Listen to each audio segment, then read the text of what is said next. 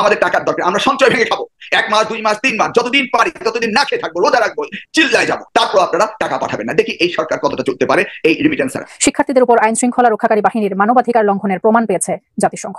প্রয়োজনে যে কোনো পরিস্থিতিতে পদক্ষেপ নিতে প্রস্তুত তারা। তবে কি বাংলাদেশের উপর আন্তর্জাতিকভাবে চাপ পড়তে শুরু করেছে?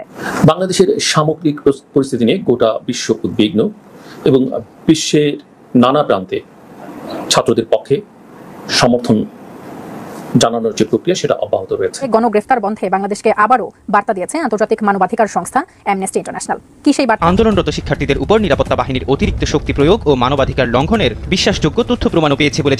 সম্মানিত দর্শক, আসসালামু আলাইকুম। নতুন একটি ভিডিওতে আপনাদের জানাচ্ছি স্বাগতম। আজকের এই ভিডিওতে আপনারা দেখতে চলেছেন বাংলাদেশের কিছু আলোচিত এবং সমালোচিত খবরগুলো।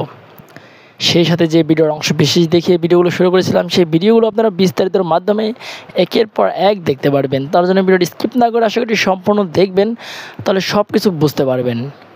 সম্মানিত দর্শক, বেশি কথা বলবো না, সরাসরি আপনাদের বিস্তারিত ভিডিওতে নিয়ে যাবো। বিস্তারিত ভিডিওটি যাওয়ার আগে আপনাদের কাছে একটা রিকোয়েস্ট থাকবে, যারা এখনও চ্যানেল সাবস্ক্রাইব করে রাখেননি, চ্যানেল সাবস্ক্রাইব করে দিয়ে পাশে থাকা বেল আইকনটি বাজিয়ে রাখুন। ইতিমধ্যে যারা সাবস্ক্রাইব করে দিয়েছেন সকলকে জানাচ্ছি অসংখ্য ধন্যবাদ। সম্মানিত দর্শক, এই ভিডিও থেকে লাইক দিয়ে চলুন আমরা ধারাবাহিকভাবে সেই বিস্তারিত ভিডিওগুলো একের পর এক দেখে আসি। সংস্কার আন্দোলনকে কেন্দ্র করে বাংলাদেশে উদ্ভূত পরিস্থিতির উপর নিবিড় নজর রাখছে জাতিসংঘ। এ সময় আন্দোলনরত শিক্ষার্থীদের উপর নিরাপত্তা বাহিনীর অতিরিক্ত শক্তি প্রয়োগ ও মানবাধিকার লঙ্ঘনের বিশ্বাসযোগ্য তথ্য প্রমাণও পেয়েছে বলে জানায় সংস্থাটি। এমন পরিস্থিতিতে গভীর উদ্বেগ প্রকাশ করেছেন জাতিসংঘ মহাসচিব। এমনকি এ বিষয়ে ম্যান্ডেট অনুসারে যে কোনো পদক্ষেপ নিতে প্রস্তুত জাতিসংঘ প্রধান। জাতিসংঘ মহাসচিবের মুখপাত্র স্টিফেন ডুজারিক সোমবার এক ব্রিফিংয়ে এসব তথ্য জানান। এ সময় তিনি বাংলাদেশ ইস্যুতে একটি বিবৃতি পাঠ করেন। সেখানে বলা হয়, বাংলাদেশের পরিস্থিতি নিয়ে জাতিসংঘ মহাসচিব গভীরভাবে উদ্বিগ্ন। তিনি নতুন করে ছাত্র আন্দোলন শুরু হওয়ার বিষয়ে অবহিত এবং তিনি শান্ত এবং সহিংসতা থেকে বিরত থাকার আহ্বান পুনর্ব্যক্ত করেছেন। বর্তমান ছাত্র আন্দোলনের সঙ্গে জড়িত থাকার অভিযোগে হাজারো তরুণ এবং রাজনৈতিক বিরোধীদের গণগ্রেপ্তারের বিষয়েও উদ্বেগ প্রকাশ করেছেন জাতিসংঘ মহাসচিব। বিবৃতিতে আরও বলা হয়, নিরাপত্তা রক্ষাকারীদের অতিরিক্ত শক্তি প্রয়োগ এবং মানবাধিকার লঙ্ঘনের বিশ্বাসযোগ্য তথ্য প্রমাণ পাওয়ার পর উদ্বেগ প্রকাশ করেছেন জাতিসংঘ মহাসচিব অ্যান্তোনিও গুতেরেস। পাশাপাশি জাতিসংঘ শান্তিরক্ষী মিশনে সেনা পাঠানো শীর্ষস্থানীয় একটি দেশ হিসেবে বাংলাদেশের প্রতি সংস্থাটি মানবাধিকারের প্রতি সম্মান সমুন্নত রাখার আহ্বান জানায়। বিবৃতির পর আয়োজিত প্রশ্নোত্তর পর্বে ডুজারিক জানান, স্বচ্ছতা ও পক্ষপাতিত্বহীনভাবে সব রকম সহিংস ঘটনার যথাযথ তদন্ত হতে হবে। এসব সহিংসতায় জড়িতদের সবাইকে জবাবদিহিতায় আনতে হবে। এক সাংবাদিকের প্রশ্নে ডুজারিক জানান, বাংলাদেশে নিরাপত্তা রক্ষাকারীরা অতিরিক্ত শক্তি প্রয়োগ করেছে, মানবাধিকার লঙ্ঘনের বিশ্বাসযোগ্য রিপোর্ট রয়েছে। এসব রিপোর্টে উদ্বেগ জানিয়েছেন মহাসচিব। এসব নিয়ম লঙ্ঘনের সঙ্গে যারা জড়িত তাদেরকে জবাবদিহিতায় আনার আহ্বান জানিয়েছেন তিনি। ওই সাংবাদিকের আরেক প্রশ্নের জবাবে জাতিসংঘ মুখপাত্র জানান, সংস্থাটি বাংলাদেশের উপর এবং বাংলাদেশের শান্তিরক্ষীদের উপর নির্ভর করে থাকে। তারা মানবাধিকার সমুন্নত রাখতে এবং এর সম্মানার্থে শান্তিরক্ষী মিশনগুলোতে কাজ করে চলছেন। এ সময় ওই সাংবাদিক প্রশ্ন রাখেন, বাংলাদেশের বর্তমান পরিস্থিতিতে মানবাধিকার বিষয়ক বিভিন্ন গ্রুপ, আন্তর্জাতিক খ্যাতিসম্পন্ন ব্যক্তি এবং নোবেল বিজয়ীরা জাতিসংঘের হস্তক্ষেপের দাবি জানিয়ে আসছেন। এর প্রেক্ষিতে মহাসচিবকে ব্যবস্থা নিতে কতটা তথ্য প্রমাণ প্রয়োজন হবে? ওই সাংবাদিকের এমন প্রশ্নের জবাবে ডুজারিক জানান, ম্যান্ডেটের অধীনে সবসময় ব্যবস্থা নিতে প্রস্তুত জাতিসংঘ মহাসচিব। আমাদের টাকার দরকার, আমরা সঞ্চয় ভেঙে খাবো, 1 মাস 2 মাস 3 মাস যতদিন পারি ততদিন না খেয়ে থাকবো, রোজা রাখবো, চিল্লায় যাবো, তারপর আপনারা টাকা পাঠাবেন না। দেখি এই সরকার কতটা চলতে পারে এই রিমিটেন্স ছাড়া। এক্সপোর্ট তো বন্ধ হয়ে গিয়েছে, আরো যাচ্ছে, এবং এক্সপোর্ট তারা ফিরে আনতে পারবে না। এই সরকার যাচ্ছে তাই করে যাবে, সেটা তো জাতি মেনে নিতে পারে না। এবারে কিন্তু ঔষধ ভালোভাবে পড়া শুরু হয়েছে এবং পড়বে। একটি দাবিতে যেতে হবে, the problem is that this government has to go step down. এক দফা এক দাবি, হাসিনা তুমি কবে যাবে? This is the only slogan, this is the only remedy. দেখুন, ডিবি কিন্তু কোনো হসপিটাল না, ডিবিতে কোনো ডাক্তার থাকে না। এখানে 3 জন সমন্বয়ককে হাসপাতাল থেকে ডিবি অফিসে ধরে নেওয়া হয়েছে। This is a crime. তারা কোন সংকটাপন্ন অবস্থায় ছিল, তারা কোন মেডিকেল ট্রিটমেন্টের উপরে ছিল সেটা না জেনেই ডিবি অফিস হসপিটাল থেকে 3 জন সমন্বয়ককে উঠিয়ে নিয়ে গিয়েছে। অতএব দিস ইজ এ ক্রাইম। এটার জন্য ডিবির এই যে ঊর্ধ্বতন কর্মকর্তা, তার বিরুদ্ধে বিচার হতে পারে। দ্বিতীয়টি হলো, আইন অনুযায়ী আপনি যদি কাউকে police custody, DB is a police কাস্টাডিতে নিয়ে যান, উইদিন 24 আওয়ার্স আপনাকে কোর্টে সাবমিট করতে হবে। সেখানে কোর্টে সাবমিট করা হয়নি। তো এই যে ডিবি অফিস আজকে প্রেস কনফারেন্স করলো, এটাও একটা আইন বিরোধী কাজ করেছে। অর্থাৎ এই ডিবি অফিস প্রকাশ্যে যখন এই ধরনের আইন লঙ্ঘনকারী একটি প্রতিষ্ঠান হয়ে দাঁড়িয়েছে, সেই ক্ষেত্রে হাইকোর্ট মুখে কুলুপ লাগিয়েছে। আমরা দেখেছি অনেক সোমোটেও কথা হাইকোর্ট বলেছে, অনেক নির্দেশনা দিয়েছে। এখন পর্যন্ত তারা ডিবি অফিসে এই কৃত্যকর্মের জন্য তাদেরকে আইনগত ব্যবস্থা নেওয়া বা তাদের বিরুদ্ধে কোনো কথা হাইকোর্ট এখন পর্যন্ত বলেনি। অর্থাৎ একটি অপরাধ। তারপরে দেখুন বলা হয়েছে শুট অ্যাট সাইট, অর্থাৎ আমরা অনেক ছবি টবি দেখি শুট টু কিল। এই যে শুট টু কিল, বাংলাদেশের সেনাবাহিনীকে বাংলাদেশের সরকার প্রধান shoot to kill, shoot at sight যে কথাটি বলবে, এই কথাটি কি কোনো জাতি মেনে নিতে পারে? আমি নাজমুলের কথার সাথে কিছুটা পার্থক্য করছি। নাজমুল সাহেব বলছেন যে এই মন্ত্রীকে XYZ মন্ত্রী, আমি নাম বললাম না, তাদেরকে বাদ দিতে হবে। তাদেরকে বাদ দিলে কি সমস্যার সমাধান হয়ে গেল? সমস্যাটা কোথায় শুরু হয়েছে, কোথায় শেষ হবে? তাহলে এই ছাত্র নেতা যদি 4 জনকে বাদ দেবে 10 জনকে, আমরা তো দেখেছি তোফায়েল আমু মতিয়া চৌধুরীকে বাদ দিয়ে এখন আরাফাত, নওফেল, জুনায়েদ দিয়ে রাষ্ট্র চালাচ্ছে। আমরা দেখেছি ক্রমান্বয়ে রাষ্ট্র কোন দিকে যাচ্ছে। আমরা দেখেছি এইবারের নির্বাচনের পর এই সরকার জোরপূর্বক ক্ষমতায় আসার পরে তাদের দাম্ভিকতা উত্তর কোরিয়ার চেয়ে বেশি হয়েছে। আমরা ইতিহাসে এটাও দেখতে পাই, আগে দেখতাম যে ব্রিটিশ শাসন করছে, মানুষ মেনে নিচ্ছে না, পাকিস্তান শাসন করছে, মেনে নিচ্ছে না। এখন তো দেখছি এক জাতি একই দেশকে শাসিত শোষিত করতে পারে এবং পৃথিবীতে অন্যান্য দেশে হচ্ছে, তার নজির রয়েছে। অতএব বাংলাদেশে এই শোষিত একটি গ্রুপ যে তৈরি হয়েছে সেটা আমরা সুস্পষ্টভাবে দেখতে পাচ্ছি। সেই জায়গাটি থেকে আমরা মনে করি একটি দাবিতে যেতে হবে, the problem is that this government has to go step down. এক দফা এক দাবি, হাসিনা তুমি কবে যাবে, this is the only slogan, this is the only remedy. এখন এখান থেকে কিভাবে আপনি বেরিয়ে আসবেন, ডক্ট্রিন অফ নেসেসিটির কারণে আমরা দেখেছি 91 অনেক ঘটনা ঘটছে। এইভাবে একটি পর্যায়ে আলোচনা করে একটি সিদ্ধান্তে আসতে হবে যে কিভাবে এই সরকার বেরিয়ে আসতে পারে। এই যে মিরর পত্রিকার কথা বলা হলো যে সেতু ভবন পুড়িয়ে দেওয়া হয়েছে, আমি তো উইটনেস, আমরা তো সরকারের কিছুটা দায়িত্বে ছিলাম। এই বাফার স্টক বলে আওয়ামী লীগ সরকার 96-2001 সাল পর্যন্ত বইয়ের টাকা চুরি করেছিল। আমি যখন এই তদন্তের জন্য সবকিছু রেডি করতে করতে শেষ পর্যায়ে পুলিশি বিষয় নিতে দেরি হয়ে গেল, আওয়ামী লীগ ক্ষমতায় এসে করলো কি, তেজগাঁও এনসিটিভি গোডাউন পুড়িয়ে দিল যে বাফার স্টকের কোনো হিসাব নিকাশ যেন আগামী গভর্নমেন্ট কখনো না পায়। এই গভর্নমেন্ট জালিয়াতির গভর্নমেন্ট, এই গভর্নমেন্টকে আর ট্রাস্ট করা যায় না, একে যেতেই হবে। আপনি এই যে জেনোসাইড দিবস, আজকে আপনি শোক দিবস পালন করবেন, 21শে ফেব্রুয়ারি শোক দিবসে আমরা জানি কয়জন হতাহত হয়েছে। আপনি কি তালিকা করেছেন কয়জন মৃত্যুবরণ করেছে, কয়জন ইনজুর্ড হয়েছে, কয়জন চোখ হারিয়েছে? আপনি শোক দিবস পালন, তাহলে শোক দিবস পালন করার আগে তালিকাটা দিই কয়জনের মায়ের বুক খালি করেছেন। তো এই সরকার যাচ্ছে তাই করে যাবে, সেটা তো জাতি মেনে নিতে পারে না। এবারে কিন্তু ঔষধ ভালোভাবেই পড়া শুরু হয়েছে এবং পড়বে। এই যে রিমিটেন্সের কথা বলছে, এই রিমিটেন্স যদি আমরা বা প্রবাসীরা যদি পাঠায়, কি বলে ওই যে হুন্ডির মাধ্যমে, সেটাও পাঠাবেন না। কারণ হুন্ডির মাধ্যমে পাঠালে হুন্ডির থেকে টাকা নিয়ে ইম্পোর্টাররা ইম্পোর্ট করবে। আমি চাই হুন্ডিতেও পাঠাবেন না, দরকার হয় রোজা থাকবো আমরা, আমাদের টাকার দরকার, আমরা সঞ্চয় ভেঙে খাবো, 1 মাস 2 মাস 3 মাস যতদিন পারি ততদিন না খেয়ে থাকবো, রোজা রাখবো, চিল্লায় যাবো, তারপর আপনারা টাকা পাঠাবেন না। দেখি এই সরকার কতটা চলতে পারে এই রিমিটেন্স ছাড়া। এক্সপোর্ট তো বন্ধ হয়ে গিয়েছে, আরো যাচ্ছে, এবং এক্সপোর্ট তারা ফিরে আনতে পারবে না। অপরদিকে দ্রব্যমূল্য, মূল্যস্ফীতি সবকিছু মিলিয়ে এই সরকার নাজেহাল অবস্থা। চায়না তাদেরকে টাকা দেয়নি, কেউ তাদের টাকা দেবে না, ভারত তাদেরকে টাকা দেবে না। ইন দিস কেস আমি মনে করি রাজা চেক হয়ে গিয়েছে, এখন শুধু সময়ের ব্যাপার। তাছাড়া মল্লিক সাহেব যেটা বললেন যে আমরা যারা সিনিয়র সিটিজেন রয়েছি বা যারা রাজনীতি করছি, আমরা এতদিন কষ্ট করেছি, রাজনীতি করেছি, কতটুকু ব্যর্থ হয়েছি, কতটুকু সফলতা হয়েছে এই বিষয়ে আমি যাচ্ছি না। তবে 10 বছর হতে 30 বছর ভবিষ্যৎ প্রজন্মের প্রত্যেকটি আমাদের তরুণ প্রজন্ম তারা বুঝতে পেরেছে এই সরকার বিভাজিত সরকার করে দেশকে শোষণ করছে, শাসন করছে।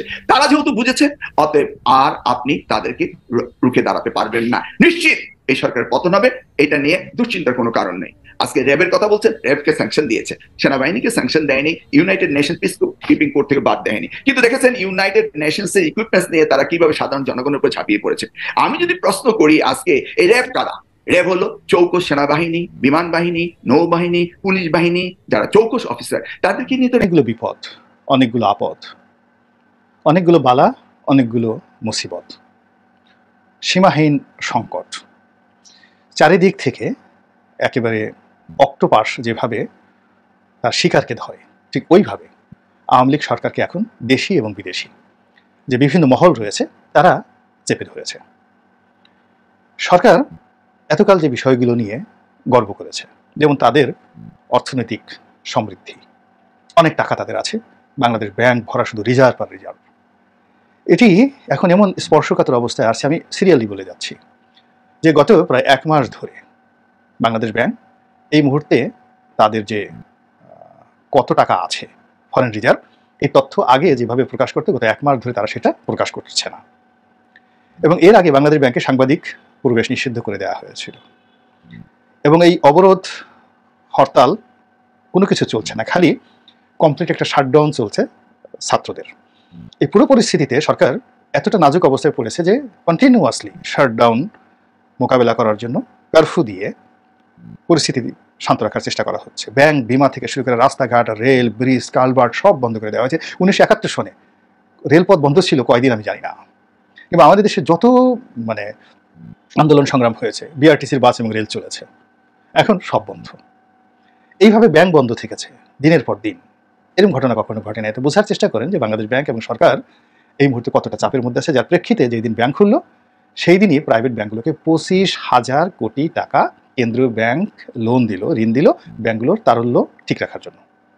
এখন এই যে লোন তারা দিল, কোত্থেকে দিল? টাকা ছাপিয়ে দিল। যদি দেয় তাহলে মুদ্রাস্ফীতি হয়ে যাবে, 12টা বেজে যাবে অর্থনীতির। যা হোক, আমি পয়েন্ট টু পয়েন্ট আলোচনা করছি যে এই যে অর্থনৈতিক দেশের মধ্যে একটা চাপ, এটার পাশাপাশি এখন এই যে ছাত্র বিক্ষোভ, কোটা বিরোধী বিক্ষোভ, এটিকে খুব জঘন্যভাবে হ্যান্ডেল করার কারণে এখানে অসংখ্য হতাহত হয়েছে। মানে সরকার এখন নির্দিষ্ট করে বলতে পারছে না। সরকার বলছে আমরা এই যাবৎকালে যেটা পেয়েছি 156 না 160 জন সেই নিহত হয়েছেন। প্রথম আলো বলছে 210 জন ছাড়িয়ে গেছে। আর অসমর্থিত বিভিন্ন সূত্র তারা বলার চেষ্টা করছে যে এখানে অনেক অগণিত হতাহত হয়েছে, মানে নিহত হয়েছে। হাসপাতালগুলো রোগীতে ভরে গেছে, আহত হাজার হাজার আহত হয়েছে। আমি হাজার হাজার বলে ভুল হবে, লাখ লাখ আহত হয়েছে টেকনাফ থেকে তেঁতুলিয়াতে।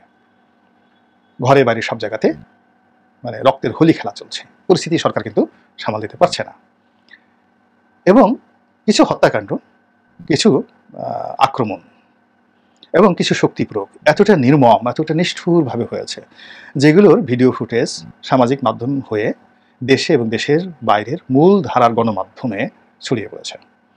আমরা গাজার নির্মমতা, ইসরায়েলি পুলিশের নির্মমতা নিয়ে, ইসরায়েলি সেনাবাহিনীর নির্মমতা নিয়ে, নেতানিয়াহুর নির্মমতা নিয়ে অনেক কান্নাকাটি করি, দোয়া দরুদ পড়ি, ইহুদিদের ধ্বংস কামনা করি। কিন্তু একজন কিশোর প্রাণের ভয়ে পালাচ্ছিল, পালিয়ে পালিয়ে সে একটা নির্মাণাধীন ভবনে উঠলো। কিশোরের বয়স কত হবে? 14, 15, 16 বছর। তাকে ধরার জন্য এক গ্রুপ পুলিশ সেখানে উঠলো এবং পুলিশ দেখে সে সেই নির্মাণাধীন ভবনের পাইপ বেয়ে বেয়ে নামতে ছিল এবং পুলিশ সেখানে এসে ঠান্ডা মাথায় অনেকগুলো গুলি করে সেই তাকে মেরে ফেলল। এই দৃশ্য একেবারে ভিডিও ফুটে সারা দুনিয়াতে ছড়িয়ে পড়েছে। এটা কিভাবে সামাল দেবে সরকার?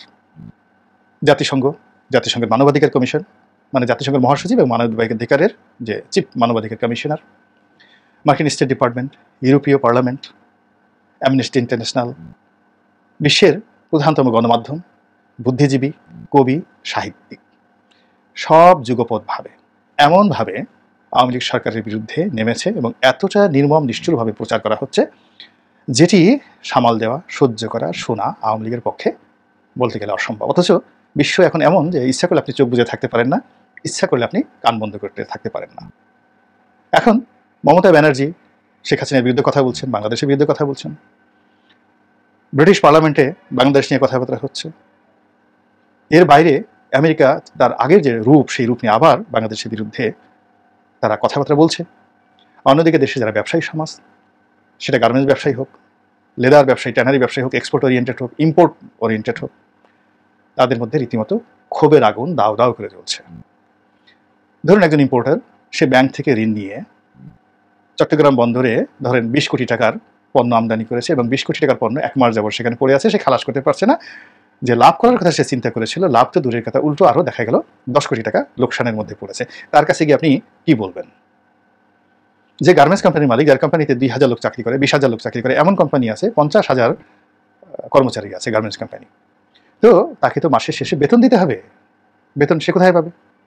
সে মালের কাজ করতে পারেনি, এক্সপোর্ট করতে পারেনি, ব্যাংক খোলা নাই, ব্যাংক তাকে টাকা দিচ্ছে না। শ্রমিকরা রাস্তায় যদি নেমে আসে, এই মালিকের চামড়া তুলে নিয়ে যাবে। মালিক তখন তাকে কার চামড়া তুলবে বলেন? সে কি আপনার রূপ দেখবে? তো এই সব মিলিয়ে বিভিন্ন ট্রেড যারা অর্গানাইজেশন, তারাও বিক্ষুব্ধ। যে প্রতিষ্ঠানগুলো সরকারের দাবিদারি করেছে দীর্ঘদিন যাবৎ, সেই প্রতিষ্ঠানগুলো এখন সরকারকে বিভিন্নভাবে চাপ দিচ্ছে, বিভিন্ন সিদ্ধান্ত নিতে সরকারকে বাধ্য করছে। পোর্ট, কাস্টমস, আয়কর, ভ্যাট, এই যে প্রতিটি বিভাগ যেখানে রেভিনিউ জেনারেট হয় এবং সেই টাকা দিয়ে সরকার চলে, সব জায়গাতে রীতিমতো ধস নেমেছে এই কয়দিনে। বিদেশ থেকে যে টাকা আসে, দুটো খাত, এক্সপোর্টের মাধ্যমে ধস নেমেছে, আর রেমিটেন্স। আমাদের যারা বিদেশে শ্রমিক ভাই বোনেরা রয়েছেন, তারা সেখান থেকে যে টাকা পাঠান সেখানে এত ধস নেমেছে যে মানে এই গত এক সপ্তাহে যে পরিমাণ রেমিটেন্স এসেছে এটা অন্যান্য সময় মানে একদিনে যা আসে তা এই 10 দিনে ঠিক সেম মাত্র $7 কোটি এসেছে, যেটা ইন জেনারেল একদিনে আসে। আমাদের $200 কোটি যদি আসে 3 × 7 = 21, $2 বিলিয়ন গড়ে আসে শুধু ব্যাংকিং চ্যানেলে। হুন্ডি চ্যানেলে তো আরও বেশি আসে। এই পুরো জিনিসটি হুন্ডিতেও এই সময়টাতে আসতে পারেনি, যেহেতু ইন্টারনেট বন্ধ ছিল। তো কাজেই হুন্ডিতেও আসেনি। তো হুন্ডিতে যদি অলমোস্ট $1 বিলিয়ন আসে, ব্যাংকিংয়ে $2 বিলিয়ন আসে, $3 বিলিয়ন যে রেমিটেন্সটা এটি এই সময়টিতে মাত্র $7 কোটি আসছে। তো আপনি বুঝেন $300 কোটি এর পরিবর্তে সেখানে $300 কোটি যদি হয় তাহলে প্রতিদিন $10 কোটি করে আসে, আর 7 দিনে আসছে $7 কোটি, মানে একদিনে $1 কোটি আসছে, বা $1 কোটি কম, মানে 10 দিনে আসছে $7 কোটি। এরপরে এই কমপ্লিট শাটডাউন যে যারা ঘোষণা করেছে তারা এখন রেমিটেন্স শাটডাউনের আহ্বান জানিয়েছেন। বিদেশের কয়েকজন ইউটিউবার তারা জানিয়েছেন, এবং এটি নিয়ে যারা রেমিটেন্স পাঠান, রেমিটেন্স যোদ্ধা বলা হয় তাদেরকে, তাদের মধ্যে নিদারুণ নেতিবাচক প্রতিক্রিয়া দেখা দিয়েছে। অনেকে বিদেশে যারা কমিউনিটি লিডার রয়েছে, যারা এই রেমিটেন্স পাঠান এবং আওয়ামী লীগ করেন, বিএনপি করেন, যা কিছু করেন, আমাদের বাংলাদেশে যেমন প্রায় 2 কোটি লোক দেশের বাইরে থাকে, ওখানে কিন্তু বাংলাদেশি কমিউনিটিগুলো খুবই স্ট্রং। সেখানে আওয়ামী লীগ আছে, বিএনপি আছে, জামাত আছে, এবং সবচেয়ে বড় ব্যাপার হলো মধ্যপ্রাচ্যে যারা থাকেন তাদের একটা বিরাট অংশ প্রথমত জামাত করেন, বেশিরভাগ লোক জামাত করেন, আর দ্বিতীয় বিএনপি, আর এখানে থার্ড পর্যায়ে আছে আওয়ামী লীগ, মানে মধ্যপ্রাচ্যের দেশগুলোতে। ইউরোপ আমেরিকাতেও জামাতের বিরাট সংগঠন, অর্থাৎ এই যে বিদেশে যে 2 কোটি লোক থাকে সেখানে আওয়ামী লীগ মানে সংখ্যালঘিষ্ঠ। এখানে তারা সংখ্যালঘিষ্ঠ সম্প্রদায়, বেশিরভাগ কিন্তু জামাত এবং বিএনপি লোক। এই লোকগুলো, জামাত বিএনপির এই লোকগুলো, এই যে এখন যে ক্র্যাকডাউনগুলো চলছে, এটা সুযোগ তারা দেশের মধ্যে কতটুকু নিতে পেরেছে জানি না, তবে বিদেশে এই যে সেন্টিমেন্ট, এই সেন্টিমেন্টটাকে তারা কাজে লাগাচ্ছে এবং তারা প্রচারণা করে যাচ্ছে কন্টিনিউয়াসলি। রেমিটেন্স যেন আগামী 3 মাস, 4 মাস, 6 মাস বাংলাদেশে তারা বৈধ পথে বা নিয়মিত না পাঠায়, যেটা না হলেই নয়, শুধু ততটুকু যেন তারা পাঠায়, বাকিটা যেন তারা না পাঠায়। এবং এটা বাস্তবে কতটুকু হবে বা হচ্ছে আমি বলতে পারবো না, কিন্তু এটা সরকারের মধ্যে কিন্তু নিদারুণ প্রতিক্রিয়া দেখা দিয়েছে। অনেক মন্ত্রী হাওমাও করে কান্নাকাটি করছে, যাদের কোনো ইমেজ নাই, যাদের দেখলে মেজাজ গরম হয়, যাদেরকে দেখলে মনে হয় যে একটা চাপ দিয়ে দেয়। তো এই লোকগুলো ফরেনারদেরকে, যারা মানে প্রবাসী ভাইদেরকে আহ্বান জানাচ্ছে, আপনারা রেমিটেন্স পাঠান, না পাঠালে দেশের এই হবে, ওই হবে। এই লোকগুলো দেশের মানে এখন এই যে প্রবাসীদেরকে যে আহ্বান জানাচ্ছে, এটা সরকারের জন্য বুমেরাং হয়ে যাচ্ছে। ফলে এটা সরকারের জন্য একটা বিরাট চাপ হিসেবে দেখা দিয়েছে। এর বাইরে জাতিসংঘ থেকে শুরু করে অন্যান্য যে সকল প্রতিষ্ঠান, যারা আমাদের জিএসপি দেয়, যারা আমাদেরকে ট্রেড রুট দেয়, যাদের সঙ্গে আমাদের ব্যবসা বাণিজ্য হয়, যারা আমাদের লোন দেয়, সেটা IMF বলেন, বিশ্বব্যাংক বলেন, অর্থাৎ সব জায়গা থেকেই সম্পর্কের একটা টানাপোড়েন শুরু হয়েছে। যে লোনগুলো, ঋণগুলো পাইপলাইনে আসবে। ধরেন এই ইন্টারনেট যে 10 দিন বন্ধ ছিল, এই সময়টাতে শুধুমাত্র রেমিটেন্স হিসেবে না, লোন হিসেবে তো অনেক টাকা আসার কথা ছিল। সেগুলো কি এসেছে? বাংলাদেশ ব্যাংক কি পেয়েছে সেগুলো? সেগুলো কিন্তু বাংলাদেশ ব্যাংকে এখন পর্যন্ত খোলাসা করে বলেনি যে দেখুন আমাদের এই 10 দিনে বৈদেশিক ঋণ যেগুলো পাইপলাইনে ছিল সেগুলো সঠিক মতো এসেছে, এবং যেগুলো প্রাইভেট পেমেন্ট ছিল, বিভিন্ন যারা এক্সপোর্ট হয়েছে সেই এক্সপোর্টের যে দায় বিদেশ থেকে আসবে, যে এলসির পেমেন্টগুলো, সেগুলো ডিউ টাইমে এসেছে। ফলে আমাদের কোনো সমস্যা নেই, বাংলাদেশ ব্যাংকের পক্ষ থেকে কিন্তু এখন পর্যন্ত এই কথাগুলো বলা হয়নি। এবং এখানে যে ডেডলক তৈরি হয়েছে, এই ডেডলকগুলো এগুলো চলতে থাকবে, বন্ধ হবে না, কোথায় যাবে সেটাও কিন্তু এখন পর্যন্ত বলা যাচ্ছে না। ফলে অ্যাজ এ হোল সব মিলিয়ে একটা সরকার যেই পয়েন্ট থেকে তারা সুযোগ লাভ করে, জনসমর্থন, জনগণের কর্ম, জনগণের ট্যাক্স পরিশোধ করা, দেশের ভিতরে এবং বাইরে ট্রেড অ্যান্ড কমার্স করে সরকার আয় করে, তারপর জনগণ আয় করে, এবং সেগুলো একটা সম্মিলিতভাবে একটা অর্থনীতিকে চালিয়ে নেয়। এই সবগুলো সেক্টর সরকারের জন্য এখন বুমেরাং হয়ে যাচ্ছে এবং সরকারকে বহুমুখী চাপের মধ্যে ফেলে দিয়েছে। ফলে অনাগত দিনগুলো কেবল যে সরকার বিপদে পড়বে তা নয়, কাঁচাবাজারের মাছ ব্যবসায়ী তিনি বিপদে পড়বেন, ইলিশ ব্যবসায়ী যারা জেলে তারা বিপদে পড়বেন, এই যে যারা প্রান্তিক পর্যায়ে দুধ উৎপন্ন করেন তারা বিপদে পড়বেন, যারা কলা চাষি, লেবু চাষি তারা বিপদে পড়বেন, এবং আপনি আমি আমাদের মধ্যে যারা সাধারণ লোকজন আছেন আমাদের বিপদের সীমা থাকবে না। আল্লাহ আমাদের রক্ষা করুন, হেফাজত করুন। প্রিয় দেশবাসী, শুরু থেকে শেষ পর্যন্ত যারা এই ভিডিওটি দেখেছেন সকলকে জানাই অসংখ্য ধন্যবাদ। যারা এরকম নিউজ ভিডিওতে পেতে পছন্দ করেন তারা অবশ্যই এই চ্যানেলটি সাবস্ক্রাইব করে পাশে থাকা বেল আইকনটি বাজিয়ে দিবেন। যারা এখন এই ভিডিওটি শেয়ার করেননি, এই ভিডিওটি দ্রুত শেয়ার করে সকলকে দেখার সুযোগ করে দিন। আজকের মতন এই পর্যন্ত, দেখা হচ্ছে পরবর্তী কোনো ভিডিও নিয়ে ইনশাল্লাহ।